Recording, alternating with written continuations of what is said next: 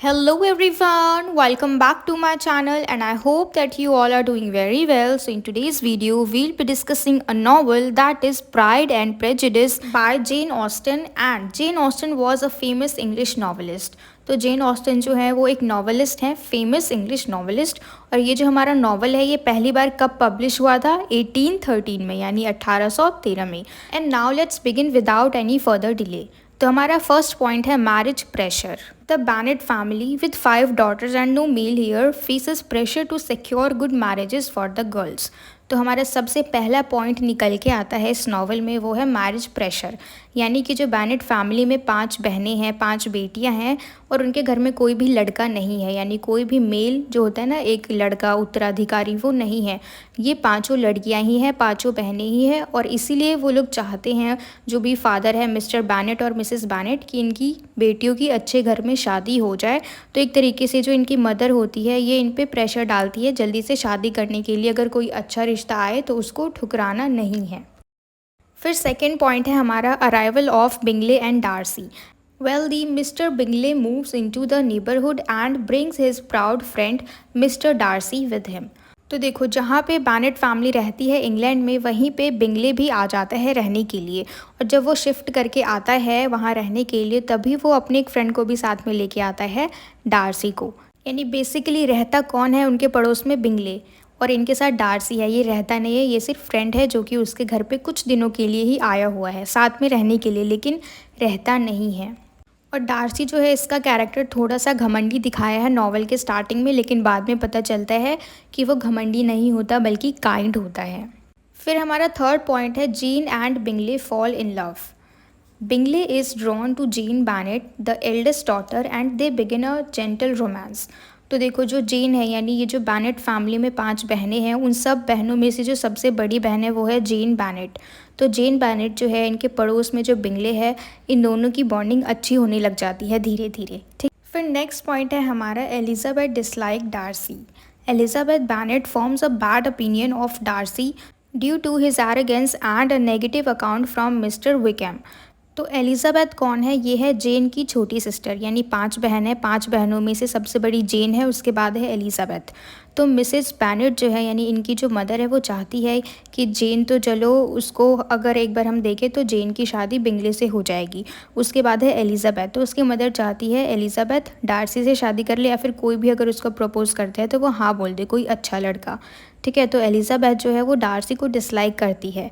और डार्सी कौन है? वो बिंगले का फ्रेंड। अब ये लोग पहली बार कब मिलते हैं? पार्टी में, जब ये लोग एक दूसरे के साथ डांस करते हैं। तो जेन जो है वो बिंगले के साथ डांस करने लग जाती है और बिंगले कहता है कि जिस लड़की के साथ मैं डांस कर रहा हूँ उसकी छोटी बहन है एलिजाबेथ, तुम उसके साथ डांस कर लो।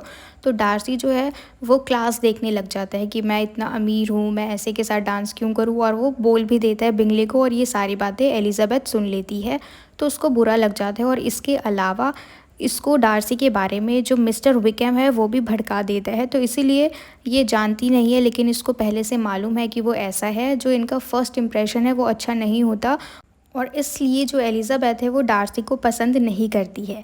लेकिन इस नॉवल के आखिर में जैसे जैसे हम नॉवल पढ़ेंगे तो धीरे धीरे डार्सी को एलिजाबेथ पसंद आने लग जाती है। इस नॉवल में स्टार्टिंग में कुछ नहीं होता। स्टार्टिंग में वो देखता है कि मैं इतना अमीर हूँ और वो बिल्कुल नॉर्मल है इस तरीके से, लेकिन लास्ट में उसका जो पूरा नज़रिया है वो चेंज हो जाता है और वो एलिजाबेथ को पसंद करने लग जाता है। फिर नेक्स्ट पॉइंट है हमारा mister Collins proposes. The foolish Mr. Collins proposes to Elizabeth. She refuses and he quickly marries her friend Charlotte Lucas. तो देखो, जो मिस्टर कॉलिन है वो एलिजाबेथ को प्रपोज़ करता है, इसलिए क्योंकि देखो वो प्यार नहीं करता, लेकिन इसलिए क्योंकि उसको मालूम है कि इनके घर में सिर्फ 5 बेटियां ही है। तो ये सोचता है कि मैं शादी कर लेता हूँ और इनका जो भी ज़मीन जायदाद होगी वो मेरे नाम हो जाएगी। तो इस लालच में वो उसको प्रपोज़ करता है, लेकिन वो उसको रिजेक्ट कर देती है। और रिजेक्ट करते ही वो एलिजाबेथ की फ्रेंड शार्लेट लुकास से शादी कर लेता है।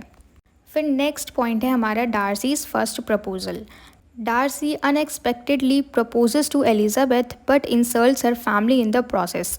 She angrily rejects him. तो देखो डार्सी जो है जब वो पहली बार उसको प्रपोज करता है, इस नॉवल में हम देखेंगे धीरे धीरे डार्सी जब उसके आसपास रहता है, उसके बिहेवियर को देखता है तो उसे पता लगता है कि एलिजाबेथ बहुत सेंसिबल है और समझदार है, इंटेलिजेंट है, भले ही वो सुंदर नहीं है, ठीक है। और इसीलिए उसके बिहेवियर से डार्सी जो है वो पिघल जाता है, उसको वो पसंद आने लग जाती है।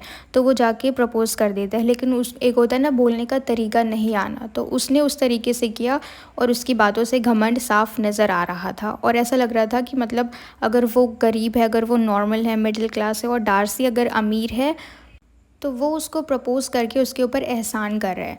तो ये सारी चीज़ें उसके बातों से नज़र आ रही थी। तो ऐसे में एलिज़ाबेथ को लगा कि वो उसका इंसल्ट कर रहा है, उसकी फैमिली का इंसल्ट कर रहा है, तो वो गुस्से में उसको रिजेक्ट करके वहाँ से चली जाती है। नेक्स्ट पॉइंट है हमारा the letter and the truth revealed. Darcy explains his actions in a letter revealing Wickham's lies and his reasons for separating Bingley and Jane. तो देखो जब हम इस पूरे नावल को बहुत अच्छे से पढ़ेंगे डिटेल्ड में तो हमें पता चलेगा कि बीच में जीन और बिंगले जो है वो अलग हो जाते हैं और इन दोनों के अलग होने का रीज़न कुछ और होता है। लेकिन जो मिस्टर विकम है जब उसको पता लगता है कि डार्सी को एलिज़ाबेथ पसंद है तो वो एलिज़ाबेथ को डार्सी के ख़िलाफ़ भड़काता है और उसको कहता है कि इन दोनों के अलग होने का रीज़न यही है, डार्सी ही है, ठीक है। और वो कहता है कि उसने मेरे साथ बिल्कुल भी अच्छा नहीं किया। विकम बोलता है ये सारी बातें डार्सी के लिए, किसको, एलिज़ाबेथ को। तो एलिज़ाबेथ तो पहले से ही मतलब उसको लगता है कि ये बहुत ज़्यादा घमंडी है, तो वो उसकी बातों में आ जाती है और जब ये उसको रिजेक्ट करती है, जब वो पहली बार प्रपोज़ करते हैं तो वो सब कुछ बोल के जाती है कि तुम सच में अच्छे इंसान नहीं हो और तुमने बिंगले और जेन को अलग करा दिया। और इतना बोल के वो चली जाती है और उस वक्त डार्सी कुछ नहीं कहता, लेकिन बाद में वो उसको लेटर लिख के जाता है और उस लेटर में वो सब कुछ एक्सप्लेन करता है कि जैसा उसको लगता है वैसा कुछ भी नहीं है, बल्कि सच्चाई बिल्कुल अलग है। फिर नेक्स्ट पॉइंट है हमारा Lydia's elopement. Lydia Bennet runs off with Wickham risking the family's reputation but Darcy secretly intervenes to help. तो देखो लीडिया कौन है, लीडिया बैनेट जो है वो सबसे छोटी बहन है एलिज़ाबेथ की। सबसे बड़ी है जेन, फिर है एलिज़ाबेथ और ये सबसे छोटी है, 5th नंबर पे जो सबसे छोटी है वो विकम के साथ भाग जाते हैं। यानी विकम जो है वो उसको मना लेता है कि कैसे भी करके ये लोग भाग जाएं, तो ये दोनों भाग जाते हैं और कहीं और जाके रहने लग जाते हैं। और विकम जो है वो बाद में कॉल करके कहता है कि मैं लीडिया से तब तक शादी नहीं करूँगा जब तक तुम मुझे पैसे नहीं दोगे। तो वो कुछ पैसों की शर्त रखता है और कहता है कि मैं तब तक उससे शादी नहीं करूँगा। अब देखो यहाँ पे क्या चालाकी की इस विकम ने, वो उसको भगा के लेके गया लेकिन उसने कहा कि मैं शादी नहीं करूँगा। लेकिन समाज में ये बात फैल गई कि उसने भाग के शादी करी है और अगर वो शादी नहीं करेगा तो एक तरीके से बदनामी होगी। तो इसलिए वो कहते हैं कि मुझे पैसे चाहिए। तो अब यहाँ पे ये लोग फंस जाते हैं कि इसको पैसे कैसे दें, क्योंकि ये लोग नॉर्मल फैमिली से बिलोंग करते हैं, एलिज़ाबेथ और जीन। तो यहाँ पे जो डार्सी है क्योंकि वो बहुत ज़्यादा अमीर है और उसको ये सारी बातें पता थी, ठीक है। तो डार्सी सीक्रेटली विकम को सारे पैसे दे देता है जितना वो मांगता है और विकम अब लीडिया से शादी कर लेता है। फिर नेक्स्ट पॉइंट है हमारा reconciliation and growth. Elizabeth begins to admire Darcy's character and both undergo personal growth, shedding their pride and prejudice.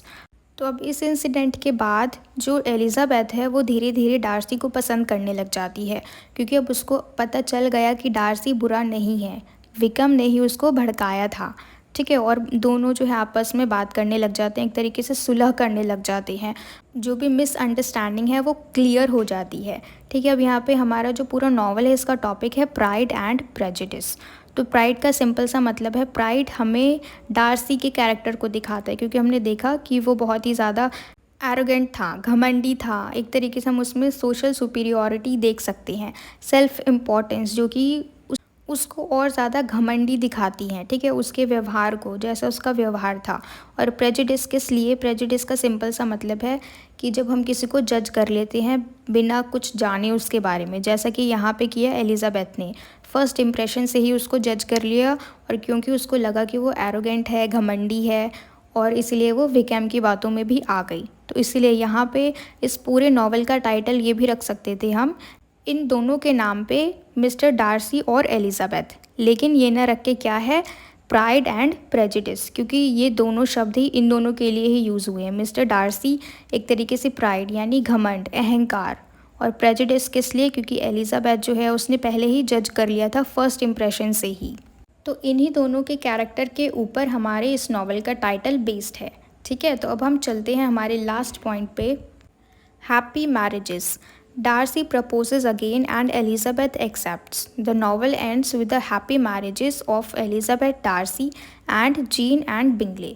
तो देखो लास्ट में हमारा ये नावल जो है इसकी हैप्पी एंडिंग कैसे होती है, क्योंकि ये दोनों एक दूसरे को समझ लेते हैं, जो भी मिसअंडरस्टैंडिंग थी वो ख़त्म हो जाती है। तो अब इन दोनों की आपसी सुलह हो जाती है। तो अब एलिज़ाबेथ भी डार्सी को पसंद करती है और डार्सी भी एलिज़ाबेथ को पसंद करता है और ये दोनों अब शादी कर लेते हैं। और जेन और बिंगले को तो पहले से ही प्यार था तो वो भी शादी कर लेते हैं। तो ऐसे हमारी ये नावल जो है वो ख़त्म हो जाती है।